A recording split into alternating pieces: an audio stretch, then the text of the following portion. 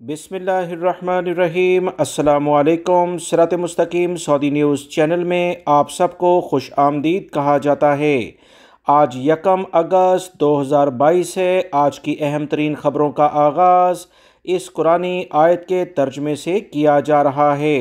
सूरह बनी इसराइल में इरशाद बारी ताला है, और यतीम के माल के पास भी ना फटको मगर ऐसे तरीके से जो इसके हक में बेहतर हो, यहाँ तक कि वो अपनी उम्र की पुख्तगी को पहुँच जाएं, और अहद को पूरा करो। यकीन जानो अहद के बारे में तुमसे पूछा जाएगा।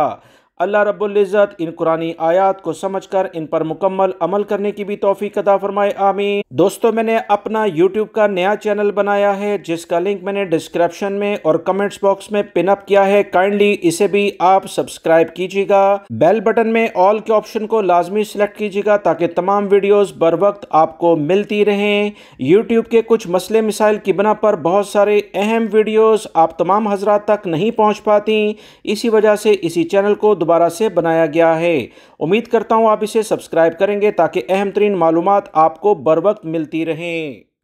सऊदी अरब में रहने वाले बहुत सारे गैर मुल्की भाइयों को ये मुश्किलात देखी गई हैं कि अगर कोई भी कफ़ील कंपनियों के साथ इनके मामलात ख़राब हो जाते हैं, कोई गाड़ी ख़राब हो जाती है या कंपनी में किसी भी किस्म का कोई और नुकसान हो जाता है, तो कंपनियां इनकी तनख्वाह रोक लेती हैं। याद रखें, ये कवानीन की खुली खिलाफ वर्जी है। कंपनियां खुली खिलाफ वर्जी करती हैं क्योंकि गैर मुल्की भाइयों को इस बारे में मालूम ही नहीं होता कि कितनी रकम हर तनख्वाह से इनकी कटेगी। इसके अलावा वो इससे ज़ायद कोई कंपनी कफ़ील आपकी तनख्वाह नहीं काट सकते। ये तफसीलात सऊदी वजारत अफरादी क़ुव्वत यानी वजारत अमल की जानिब से मज़दूरों के हकूक़ के बारे में बता दी गई हैं। गैर मुल्की भाई अपने मालूमात में इजाफ़ा करें, इसी बुनियाद पर आप अपने हकूक़ और फ़राइज़ को बेहतर अंदाज में अदा कर सकते हैं।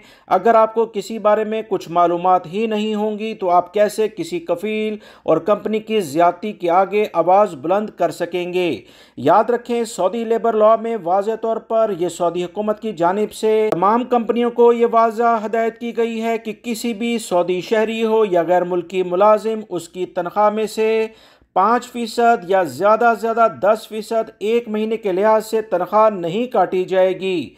अगर वो इससे ज़्यादा तनख्वाह आपकी काटते हैं तो ये लेबर कवानीन की खुली खिलाफ वर्जी है, क्योंकि किसी भी लेवल पर अगर किसी की तनख्वाह काट ली जाएगी तो वो कैसे अपनी रोज़मर्रा की जो ज़रूरियात हैं और किस तरह से अपनी फैमिली के बारे में जो इश्यूज़ हैं उसे हल कर पाएगा। लिहाजा लेबर कवानीन बहुत वाज़ेह हैं। तमाम गैर मुल्की भाई इस बात को अच्छे तरीके से जान लें।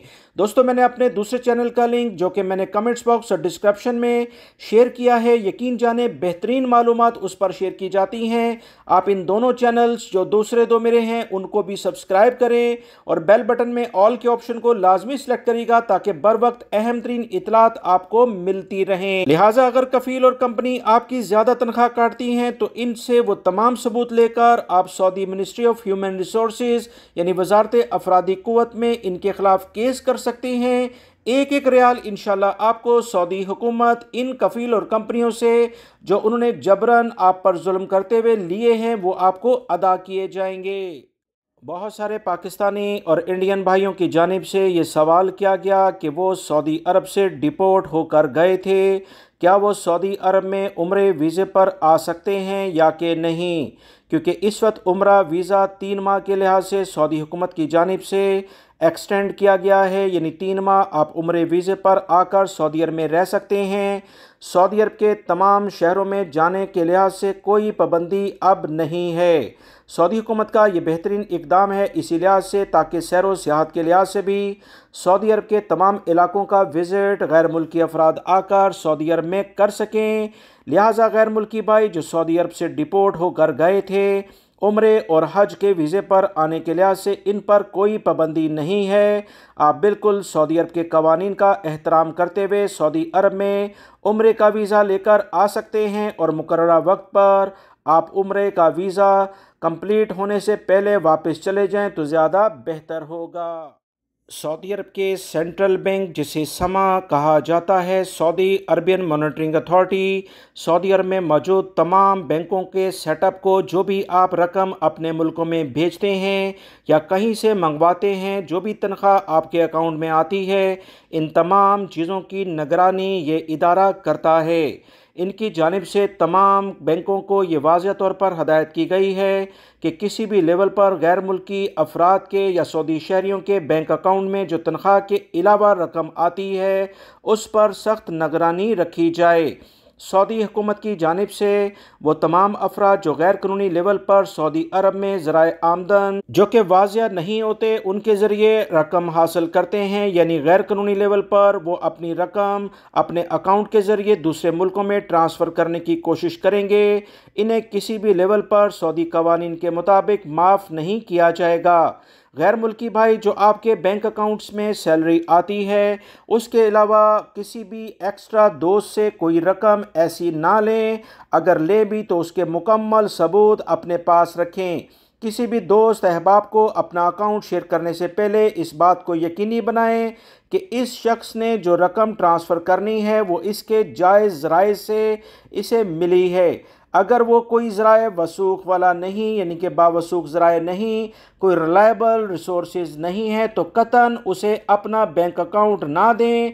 अगर कोई ज़बरदस्ती आपके बैंक अकाउंट में रकम ट्रांसफ़र कर दे तो उस पर खुश होने की बजाय आपको यकीनी तौर पर परेशान होना चाहिए, क्योंकि ये रकम आपके लिए बहुत बड़ा वबाल बन सकती है। सऊदी अरब के सिक्योरिटी इदारे इस बारे में पहले ही वार्निंग दे चुके हैं कि किसी भी लेवल पर अगर रकम किसी अकाउंट में आएगी तो उसके वाज़िया सबूत नहीं होंगे तो इस शख्स से, चाहे सऊदी हो या गैर मुल्की, उससे पूछा जाएगा। इस बारे में मुकम्मल तहकीकात की जाएंगी। लिहाजा बहुत एहतियात बरतें और एहतियात के साथ ज़िंदगी सऊदी अरब में गुजारें तो ज़्यादा बेहतर है। सऊदी पब्लिक प्रोसिक्यूशन ने कहा कि जद्दा के किंग अब्दुल अजीज़ इंटरनेशनल एयरपोर्ट पर एक खातून मुसाफिर और इसके दो साथियों को गिरफ्तार किया गया, जो कि 12,86,000 नकद रकम रियाल में सऊदी अरब से दूसरे मुल्कों में ले जाने की कोशिश कर रहे थे। इन अफराद ने मुसाफिर खातून के सामान के खुफिया खानों में ये रकम छुपा रखी थी। सऊदी पब्लिक प्रोसिक्यूशन ने मज़ीद कहा कि इब्तदाई तफ्तीश से मालूम हुआ कि इन अफराद ने यह रकम गैर कानूनी ज़राए से हासिल की है। इन पर सऊदी अरब से गैर कानूनी रकम मुंतकिल करने का, यानी मनी लॉन्ड्रिंग का इल्ज़ाम आयद किया गया है, जबकि रकम को गैर कानूनी तरीके से बैरून मुल्क मुंतकिल करने का इल्ज़ाम अलग से है। नाजायज़ ज़राए से रकम हासिल करना अलग इल्ज़ाम है। सऊदी अरब के सिक्योरिटी इदारों ने कहा कि इस पूरे कारोबार में मुलव्विस अफराद के घरों की भी तलाशी ली गई और इनमें से एक एक घर से मज़ीद रकम के अलावा जराइम में इस्तेमाल होने वाले मोबाइल फ़ोन भी बरामद हुए हैं। सऊदी पब्लिक प्रोसिक्यूशन ने कहा कि तीनों मुल्ज़मान को अदालत में पेश किया गया, जिन पर इल्ज़ाम साबित होने पर 5 साल कैद और मुल्क से डिपोर्ट करने की सज़ाएं दी जाएंगी। सऊदी पब्लिक प्रोसिक्यूशन ने कहा कि इदारे ने अदालत की इब्तदाई हुक्म पर एतराज़ करते हुए इन्हें मज़ीद सख्त सज़ा दिलाने के लिए अपील कोर्ट में दरख्वास्त दायर कर दी है।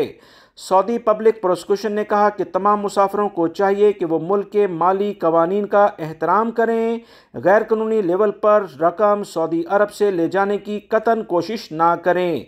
सऊदी अरब से आप कवानीन के मुताबिक 60,000 रियाल के करीब रकम लेकर जा सकते हैं, या इस मालियत का कोई सामान जैसे जेवरात वगैरह वो लेकर जाने पर पाबंदी नहीं, मगर इससे ज़्यादा अगर आप रकम लेकर जाएंगे तो ये मनी लॉन्ड्रिंग में तस्वर किया जाएगा। लिहाजा बहुत एहतियात बरतें।